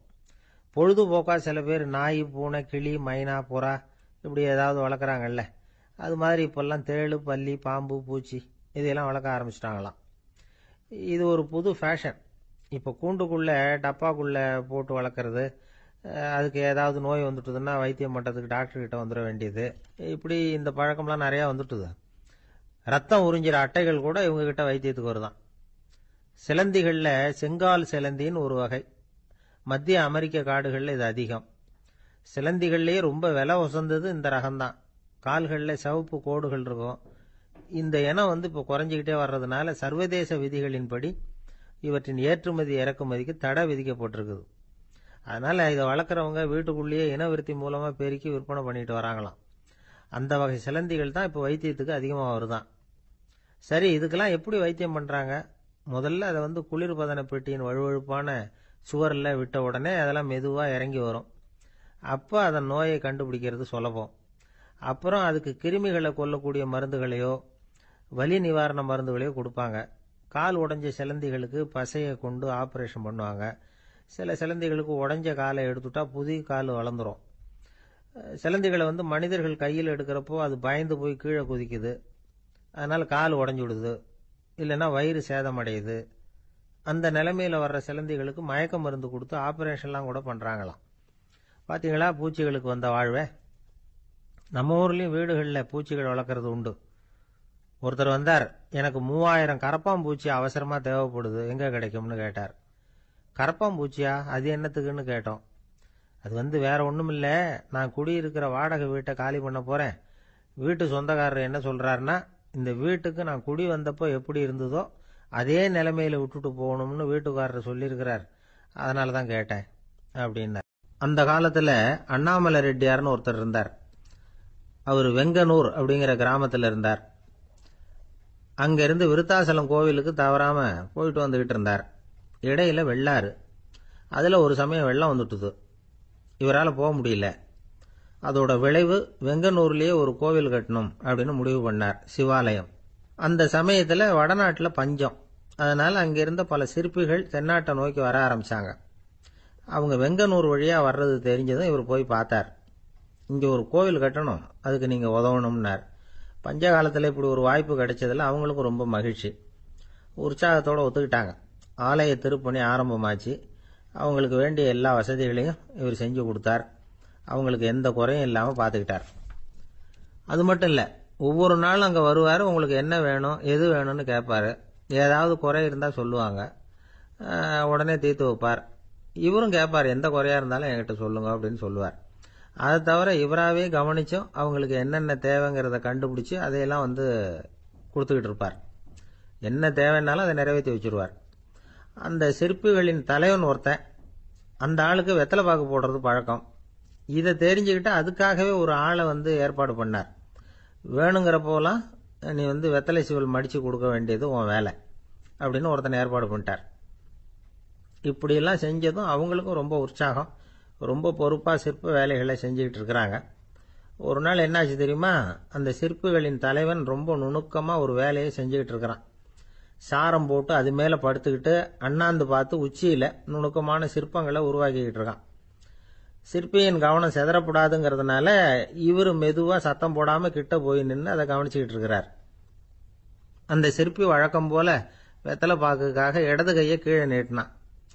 அந்த சமயம் பார்த்து அவருக்கு தாம்பூலம் கொடுக்கறவன் அங்கே இல்லை, எங்கேயோ போயிருக்கிறான்.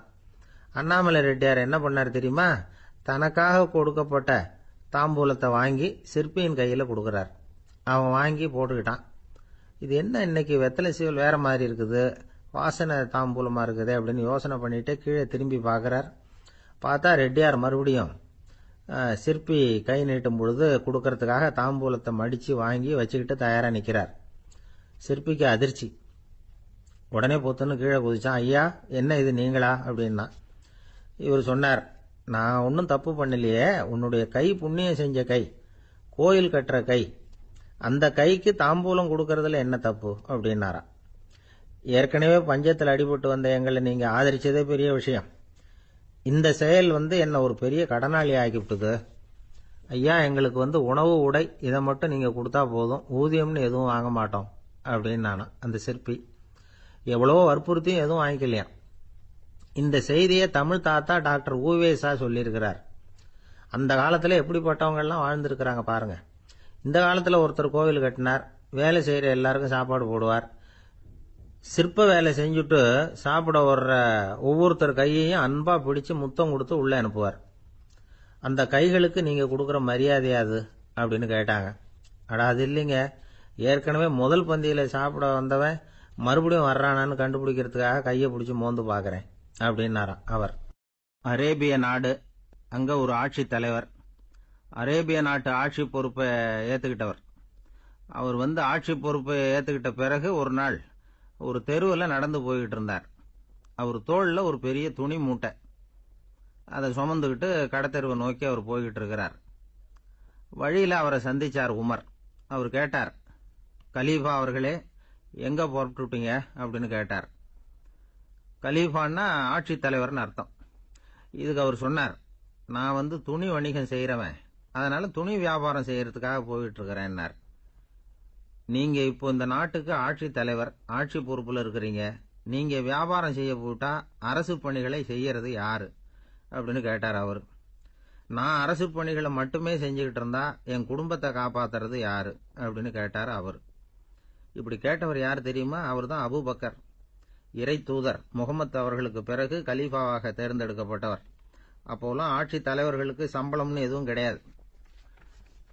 இந்த பிரச்சனையை எப்படி தீர்க்கிறதுன்னு யோசனை பண்ணார் உமர். அபு உபைதா அவர்கள்கிட்ட அழைச்சிட்டு போனார்.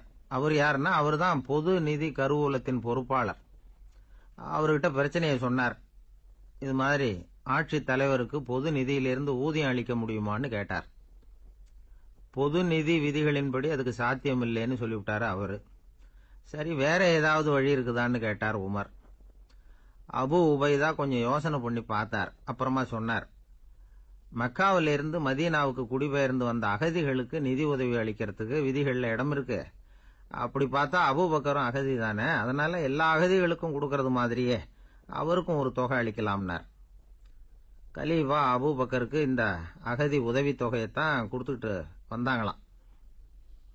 குடும்ப செலவுக்கு அது போதுமானதா இல்ல. இருந்தாலும் கலீஃபாங்கிறதுக்காக மற்ற அகதிகளை விட அதிகமா தொகையை பெற அவர் விரும்பல. மார்பு பக்கம் கிழிஞ்சிருந்த ஒரு மேலாடையை தான் அவர் அணிஞ்சிருந்தார். அவருடைய துணைவியார் அஸ்மா, அவங்க ஒரு நாள் தேன் அருந்த ஆசையா இருக்குன்னாங்களாம். நமக்கு கிடைக்கிற ஊதியம் குடும்ப செலவுக்கே போதுமானதா இல்லையே, இந்த நிலையில தேன் வாங்கறதுக்கு காசுக்கு நான் எங்க போவேன் இருக்காரு அவரு. கொஞ்ச நாள் கழிச்சு அவங்க ஒரு தொகையை அவர்கிட்ட கொடுத்து தேன் வாங்கிட்டு வர சொன்னாங்களாம். இவருக்கு ஆச்சரியம், ஏது இந்த பணம்னு கேட்டிருக்காரு. நீங்க தினமும் குடும்ப செலவுக்காக கொடுத்துக்கிட்டு வந்த பணத்துல கொஞ்சம் கொஞ்சமா மிச்சப்படுத்தி வச்சேன்னாங்களாம். அபூபக்கர் அந்த பணத்தை எடுத்துக்கிட்டு நேரா பொது நிதி கருவூல பொறுப்பாளர்கிட்ட போனார். இந்த பணத்தை பொது நிதியில சேர்த்துருங்க, இது அதிகப்படியா எனக்கு தரப்பட்டு வந்த ஊதியம், அடுத்த மாசத்துல இருந்து இந்த தொகையை குறைச்சுங்கன்னு வேற சொல்லிவிட்டாராம்.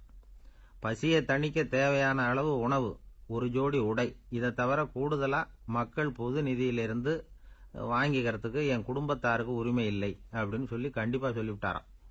அவர் வாங்கிட்டு வந்த இந்த குறைந்த ஊதியம் கூட அவர் மனசை உறுத்திக்கிட்டே இருந்தது. கடைசி நேரம் அவர் தம்முடைய மகள் ஆயிஷா அவர்கள் அழைச்சார். மகளே, இதுவரைக்கும் பொது நிதியிலிருந்து நான் வாங்கிட்டு வந்த தொகை என்னுடைய இதயத்துல பாரமா அழுத்திக்கிட்டு இருக்கு. என் தோட்டத்தை வித்து அதுல வர்ற பணத்திலிருந்து நான் இதுவரைக்கும் வாங்கிட்டு வந்த ஊதிய தொகையை கணக்கு போட்டு பொது நிதியில சேர்த்துடு அப்படின்னாராம். பதவி ஏற்கிறதுக்கு முன்னாடி தன்கிட்ட இருந்ததை விட இப்ப கூடுதலா என்ன சொத்து இருக்குன்னு பார்த்திருக்கார். ஒரு ஒட்டகம், ஒரு கோப்பை, ஒரு பணியாள், இதையும் அடுத்தபடியா கலீஃபாவா வர்றவர்கிட்ட ஒப்படைச்சிருங்க அப்படின்னு விட்டாராம். அதே மாதிரி அடுத்து வந்த உமர் கிட்ட ஒப்படைச்சாங்க. அப்போ உமர் சொன்னாராம், அபூபக்கரே, இந்த முன்மாதிரியால உங்களுக்கு பிறகு இந்த ஆட்சி பொறுப்பை ஏற்கிறவர்களை பெரும் நெருக்கடிக்கு ஆளாகி விட்டீங்க அப்படின்னு சொல்லி ரொம்ப கண் கலங்கினாராம். கடைசியா அபூபக்கர் தன்னுடைய குடும்பத்தாருக்கு விட்டு சென்ற சொத்து ஒரு படுக்கை விரிப்பு, ஒரு போர்வை, அவ்வளவுதான். இது சிந்திக்க வேண்டிய ஒரு செய்தி. ஒரு ஊர்ல ஒரு மன்னர் இருந்தாராம். அமைச்சர் அவர்கிட்ட சொன்னாராம், மன்னா, நம்ம ராஜ்யத்துல இனிமே லஞ்ச ஊழலே இருக்காதுன்னாராம்.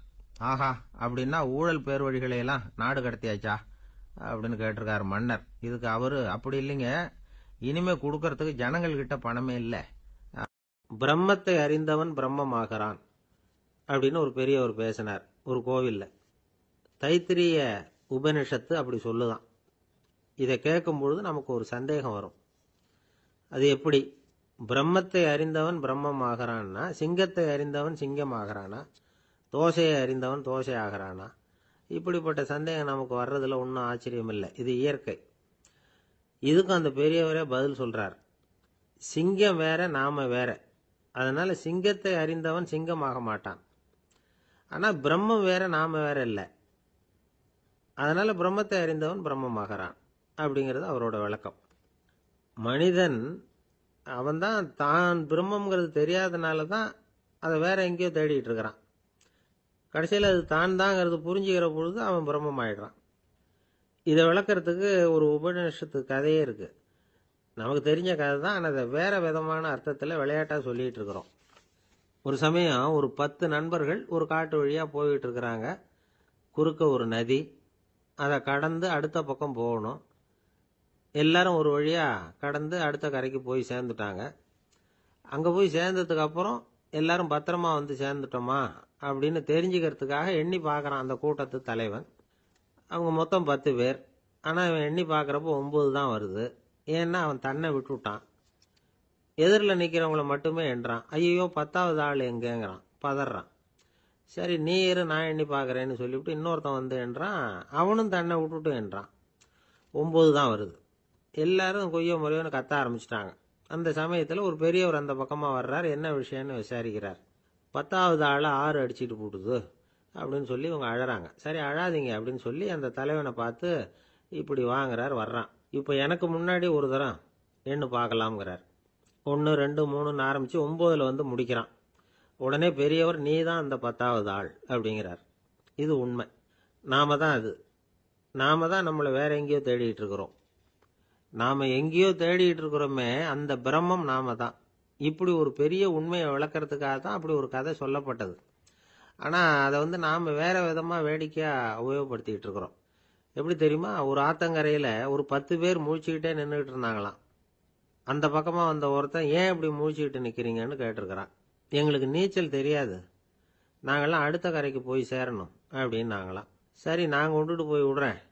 எல்லாரும் அக்கறைக்கு போய் சேர்ந்த உடனே ஆளுக்கு ₹1 வீதமா மொத்தம் ₹10 எனக்கு கொடுக்கணும் அப்படின்னு இருக்கான் இவன். சரின்னு ஒத்துக்கிட்டாங்க. இவன் ஒவ்வொருத்தரா கையை பிடிச்சி மெதுவா ஆத்துல இறக்கி அழைச்சிட்டு போயிட்டான்.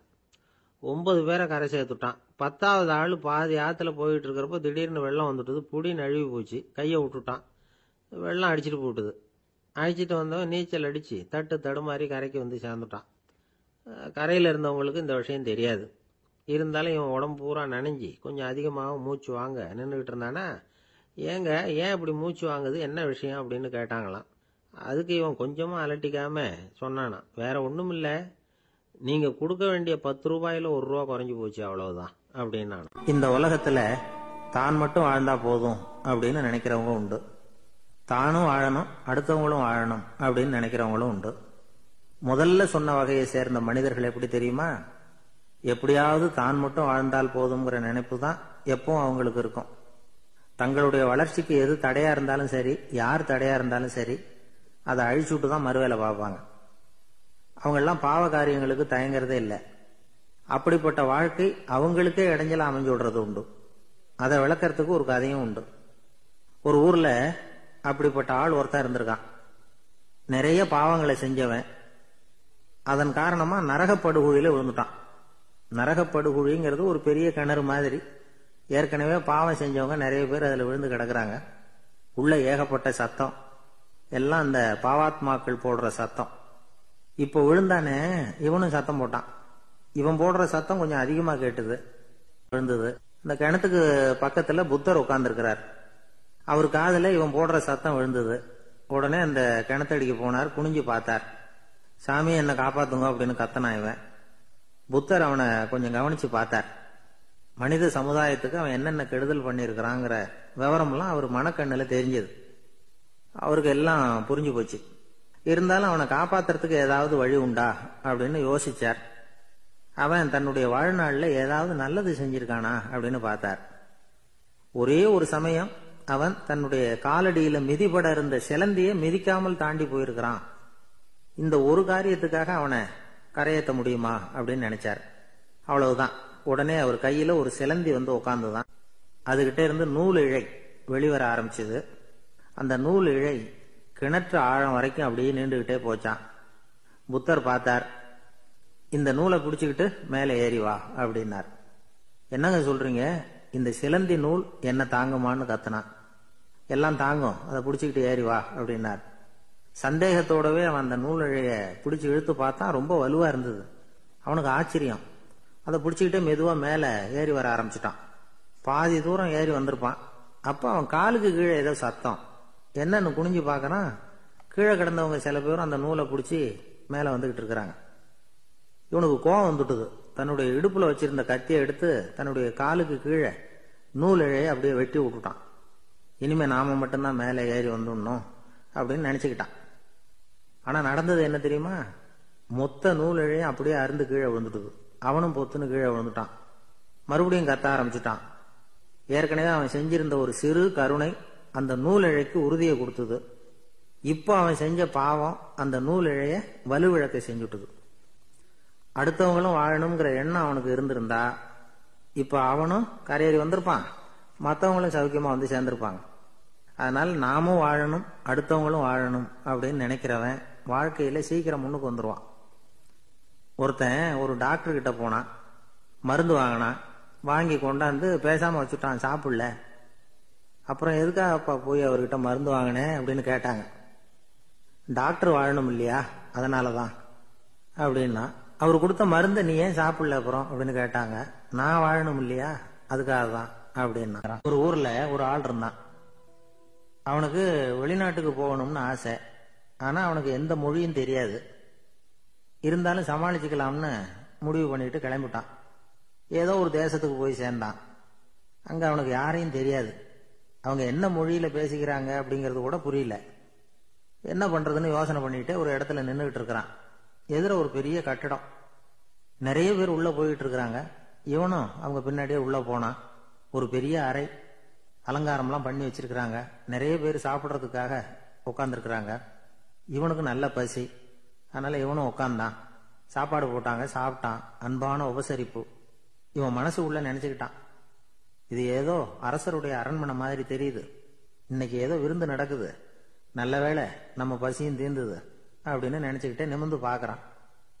சாப்பாடு பரிமாறினவன் எதிரில் ரொம்ப பணிவோட முதுக வளைச்சி வணக்கம் தெரிவிச்சான். இவனும் எழுந்திருச்சு நின்று முதுக வளைச்சி வணக்கம் தெரிவிச்சான். ரொம்ப நன்றின்னா. அவன் ஒரு சீட்டை இவன் கையில கொடுத்தான். இவன் அதை வாங்கி பார்க்கறான், என்ன எழுதியிருக்குன்னு ஒன்றும் புரியல. சரி, இந்த நாட்டில் தங்களுடைய நன்றியை சீட்டில் எழுதி தான் கொடுப்பாங்க போல இருக்கு அப்படின்னு நினச்சிக்கிட்டு மறுபடியும் நன்றின்னா. ஆனால் அவன் காசை கொடுங்கன்னா. ஏன்னா அது ஒரு ஹோட்டல், இவன் சாப்பிட்டதுக்கான பில் அது. இவன் அதை புரிஞ்சிக்கவே இல்லை. நன்றின்னு அந்த சீட்டில் எழுதி கொடுக்குறாங்க போல இருக்கு அப்படின்னு நினச்சிக்கிட்டு அதை வாங்கி சட்டை பையில் பத்திரமா வச்சுக்கிட்டு பரவாயில்லைங்க ரொம்ப மகிழ்ச்சின்னா. ஒரு வெளிநாட்டுக்காரனுக்கு இவ்வளவு தூரம் மரியாதை பண்ணுறீங்களே, எங்கள் ஊருக்கு போனதும் உங்களை பற்றி நிறைய சொல்லுவேன் அப்படின்னா. இவன் என்ன சொல்கிறான்னு அவனுக்கு புரியல. இவனை பிடிச்சி அழைச்சிட்டு போய் முதலாளி முன்னாடி நிறுத்தினான். நாம் சொன்னதில் இவனுக்கு ரொம்ப பெருமையாக இருக்கணும் போல இருக்கு, அதுதான் பெரிய இடத்துக்கு அழைச்சிட்டு வந்திருக்கிறான் அப்படின்னு இவன் நினச்சிக்கிறான். அவரும் பில்லுக்கான பணத்தை கொடுங்கிறாரு. பரவாயில்லைங்க ரொம்ப மகிழ்ச்சி நன்றிங்கிறான் இவன். அவரு பார்த்தார், இவனை நீதிமன்றத்துக்கு அனுப்பி வச்சுட்டார். இவன் என்ன நினைச்சுக்கிட்டான், நம்மளை இந்த ஊர் ராஜா முன்னாடியே அழைச்சிக்கிட்டு வந்து நிறுத்தி இருக்கிறாங்க போல இருக்கு, என்ன ஒரு பெருந்தன்மை அப்படின்னு நினைச்சுக்கிறான். நீதிபதி சொன்னார், சாப்பிட்டதுக்கான பணத்தை கொடுத்துரு, இல்லைன்னா அதுக்கான தண்டனை அனுபவிக்க வேண்டி இருக்கும்னார். ராஜாவே நமக்கு நன்றி சொல்றாரு போல இருக்கு அப்படின்னு நினைச்சுக்கிறான் இவன். என் மகிழ்ச்சிக்கு எல்லையே இல்லைங்க அப்படின்னா. அவரு பார்த்தார், இவனுக்கு தண்டனை கொடுக்க வேண்டியதுதான் அப்படின்னு முடிவு பண்ணார். உடனே தீர்ப்பு எழுதினார். இவனை கழுதையில பின்புறமா உட்கார வைங்க, இவன் ஒரு மோசடிக்காரன் அப்படின்னு ஒரு போர்டு எழுதி அவன் கழுத்துல மாட்டுங்க, அப்புறம் அந்த கழுதையை ஊரு பூரா விரட்டுங்க அப்படின்னார். இவனுக்கு தான் மொழி புரியலையே, ஏதோ நடக்குது அப்படிங்கிறது மட்டும் புரியுது. எல்லாரும் சேர்ந்து இவனை ஒரு கழுதை மேல உட்கார வச்சாங்க. ஓஹோ, நம்மளை பாராட்டி ஒரு ஊர்வலம் நடத்துறாங்க போல இருக்கு அப்படின்னு நினைச்சுக்கிறான் இவன். எல்லாரும் சத்தம் போட்டுக்கிட்டு கையை தட்டிக்கிட்டு கழுதை பின்னாடி ஓடி வர்றாங்க. இவனுக்கு ரொம்ப உற்சாகமா இருக்குது. எல்லாருக்கும் கை கூப்பி வணக்கம் சொல்லிக்கிட்டே போறான். கூட்டத்தில் திடீர்னு ஒரு தெரிஞ்ச முகம் தெரியுது. அவனுடைய தேசத்தை சேர்ந்த ஒரு ஆள் அவன். அவனை பார்த்ததும் இவனுக்கு ரொம்ப உற்சாகம். நம்ம ஊருக்கு போனதும் இங்க நமக்கு கிடைச்ச மரியாதையெல்லாம் உண்மைதான்னு சொல்றதுக்கு ஒரு சாட்சியும் கிடைச்சுட்டுது அப்படின்னு நினைச்சுக்கிறான். அவனை பார்த்து கத்தனான், நல்லா பாத்துக்க, இந்த ஊர் மக்கள் எனக்கு எப்படிப்பட்ட வரவேற்பு கொடுக்குறாங்கிறத நல்லா கவனிச்சுக்கோ அப்படிங்கிறான். அவனுக்கு அவமானமா போட்டுது. தலையை குனிஞ்சுக்கிட்டே நழுவி போயிட்டான். இவன் பார்த்தான், அவன் தலை தெரியல. ஆகா, அவனுக்கு நம்ம மேல பொறாம போல இருக்கு, அதனாலதான் காணாம போயிட்டான் அப்படின்னு நினைச்சுக்கிறான். இப்படி ஒரு வேடிக்கை கதையை பெரியவங்க சொல்றது உண்டு. கதை வேடிக்கையா இருந்தாலும் இதுல உள்ள கருத்து என்ன தெரியுமா? அந்த கழுதை மேல உட்கார்ந்து இருக்கிறானே, அது மாதிரிதான் நாமளும் அகங்காரம்ங்கிற கழுதை மேல உட்காந்துக்கிட்டு இருக்கோமா. நாமளும் கிட்டத்தட்ட அதே மாதிரி பிரம்மையில தான் இருக்கிறோமா. என்ன நடக்குதுங்கிறதே புரியறது இல்லை. அகங்காரத்துல பேசுறவனுக்கும் சித்த சுவாதீனம் இல்லாம பேசுறவனுக்கும் அதிக வித்தியாசம் இருக்கிறது இல்லை. அது மாதிரி ஒருத்தன் தன்னுடைய வீட்டை சுத்தி சேற்ற வாரி அரைச்சிக்கிட்டு இருந்தானா. அந்த வழியா வந்த ஒரு பெரியவர் அதை பார்த்திருக்கார். என்னப்பா பண்ணிட்டு இருக்கிற அப்படின்னு கேட்டாராம். கழுதைகளை விரட்டிக்கிட்டு இருக்கிறேன் அப்படின்னானா. இங்க கழுதைகளே காணுமே அப்படின்னாராம் அவரு. அதுதான் ஏற்கனவே விரட்டி விட்டனே அப்படின்னானா இவன். ஒரு நாள் ஒரு 10-15 பள்ளிக்கூடத்து பிள்ளைங்க தேடிட்டு வந்தாங்க. உங்களை பார்த்துட்டு தான் போகணும், அதுக்காக தான் வந்திருக்கோம்னாங்க. என்ன விஷயம்னு கேட்டோம். நாங்கள்லாம் கூடி ஒரு முடிவு பண்ணியிருக்கிறோம், அதை உங்ககிட்ட சொல்லணும் அப்படின்னாங்க. அதுவும் ஒரு வாண்டு பையன் அதை சொன்னான். என்ன முடிவு அது அப்படின்னு கேட்டோம் ரொம்ப ஆர்வமா. அதை இப்போ சொல்ல மாட்டோம், எங்களுக்கு பிடிக்கிற மாதிரி ஏதாவது ஒரு தகவல் சொன்னால் அதுக்கப்புறம் நாங்கள் அதை சொல்கிறோம் அப்படின்னா அந்த வாண்டு பையன். சரி, சின்ன பையன்கிட்ட இன்னைக்கு வசமாக மாட்டிக்கிட்டோம் அப்படின்னு நினச்சிக்கிட்டு அவங்களுக்கு தகுந்த மாதிரி ஒரு கதை சொல்ல ஆரம்பித்தோம். அது என்ன கதைன்னா, ஒரு பெரிய காடு, அதில் பலவிதமான மிருகங்கள். அந்த காட்டுக்கு ஒரு சிங்கம் தான் ராஜா. எப்பவும் காட்டுக்கு அது தானே ராஜா. ஒரு பெரிய யானைக்கு இது பொறுக்கலை. என்ன இது, எப்போ பார்த்தாலும் இங்கே சிங்கத்துக்கே ராஜா பதவி கிடைக்குது, நான்லாம் எவ்வளவு பலசாலியாக இருக்கிறேன், அப்படி இருந்தும் எனக்கு அந்த பதவி கிடைக்கலையே அப்படின்னு தனக்குள்ள பொறுமிக்கிட்டே இருந்தது. ராஜா பதவியை நினைச்சு ரொம்ப ஏக்கம், அதுக்கு பதவி மோகம். இந்த சமயம் பார்த்து ஒரு குள்ள நெறி கூட்டம் அதை தேடிட்டு வந்தது. ஐயா பெரியவங்களே, நீங்க இந்த காட்டுக்கு ராஜாவா இருக்க ஆசைப்படுறீங்க, அதுல ஒன்றும் தப்பு இல்லை. ஆனா அதுக்கு முன்னாடி நீங்க எங்க கூட்டத்துக்கு கொஞ்ச நாள் தலைவரா இருங்க, அதாவது ராஜாவா இருங்களேன், உங்களுக்கும் ஒரு ட்ரைனிங் கிடைச்சது மாதிரி இருக்கும் அப்படின்னு சொல்லியிருக்குது இந்த கூட்டம், குள்ள நெறி கூட்டம். இதை கேட்ட உடனே யானைக்கு ரொம்ப சந்தோஷம் தாங்கல. அதுதான் எப்பன்னு பதவிக்காக காத்துக்கிட்டு இருக்குதே. இருந்தாலும் கொஞ்சம் பிகுவோட, சரி நீங்கள்லாம் இவ்வளவு தூரம் என்ன தேடிட்டு வந்து கேட்கறதுனால மறுக்க முடியல, அப்படின்னு ரொம்ப ஏதோ அவளுக்கு சிரமப்பட்டு ஒத்துக்கிறது மாதிரி ஒத்துக்கிட்டது. ஏதோ உங்க ஆசைக்கு கட்டுப்படுறேன், கொஞ்ச நாள் உங்க கூட்டத்துக்கு ராஜாவா இருக்கிறதுக்கு சம்மதிக்கிறேன் அப்படின்னுது. உடனே அந்த யானை ராஜ நட போட ஆரம்பிச்சுட்டுது. யானை சாதாரணமா நடந்தாவே எப்படி இருக்குங்கிறது நமக்கு தெரியும். அதுவே ராஜ நட நடந்தா எப்படி இருக்கும் கற்பனை பண்ணி பாருங்க. யானை முன்னாடி கம்பீரமா போய்கிட்டு இருக்குது, தலைவர் இல்லையா, அதனால குள்ள நரிகள்லாம் ரொம்ப அடக்கமா அது பின்னாடி அணிவகுத்து போயிட்டு இருக்குது. ராஜா வாழ்க, மன்னர் வாழ்க அப்படின்னு கோஷம் வேற. யானைக்கு தலைகால புரியல, அவ்வளவு சந்தோஷம். அந்த யானைக்கு செருக்கு, ஆணவம் எல்லாம் ஏற்பட்டு போச்சு. அதுக்கப்புறம் அது தரையை பார்க்குமா, நிமிர்ந்து நடக்க ஆரம்பிச்சுட்டுது. தரையை பார்க்கறதே இல்லை. அப்படி போயிட்டு இருக்கிறப்போ ஒரு சதுப்பு நிலத்துல திடீர்னு காலை வச்சுட்டுது. அவ்வளவுதான், கால் உள்ள போட்டுது. இன்னொரு காலை எடுத்து வச்சுது, அதுவும் உள்ள போட்டுது.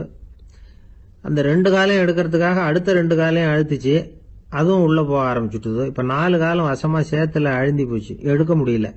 குள்ள நரிகள்லாம் அதை சுத்தி சுத்தி வந்தது. சிலது சுத்தி நின்று டான்ஸ் ஆட ஆரம்பிச்சுட்டுது யானையை பார்த்துட்டு. இதை யானை பார்த்தது. என்ன இது தலைவர், நான் தவிச்சுக்கிட்டு இருக்கிறேன், தொண்டர்கள்லாம் சுத்தி நின்று வேடிக்கை பார்த்துக்கிட்டு இருக்கிறீங்க, டான்ஸ் ஆடுறீங்க அப்படின்னு கேட்டுதான். தொண்டர்களே, தலைவர் நான் தவிச்சுக்கிட்டு இருக்கிறது உங்களுக்கு தெரியலையா? இப்போ உடனே உங்க தலைவரை காப்பாற்ற வேண்டியது உங்க கடமை இல்லையா அப்படின்னு கத்துச்சான் அந்த யானை. குள்ள நரிகள்ல ஒண்ணு முன்னாடி நின்று அந்த யானையை பார்த்துதான், தலைவரே, எங்களுக்கு ரொம்ப நாளா ஒரு ஆசை, அந்த ஆசையை நிறைவேற்றிக்கிறதுக்காகத்தான் உங்களை எங்க தலைவரா ஏத்துக்கிறோம்னு சொன்னோம் அப்படின்னு தான். என்ன ஆசைன்னு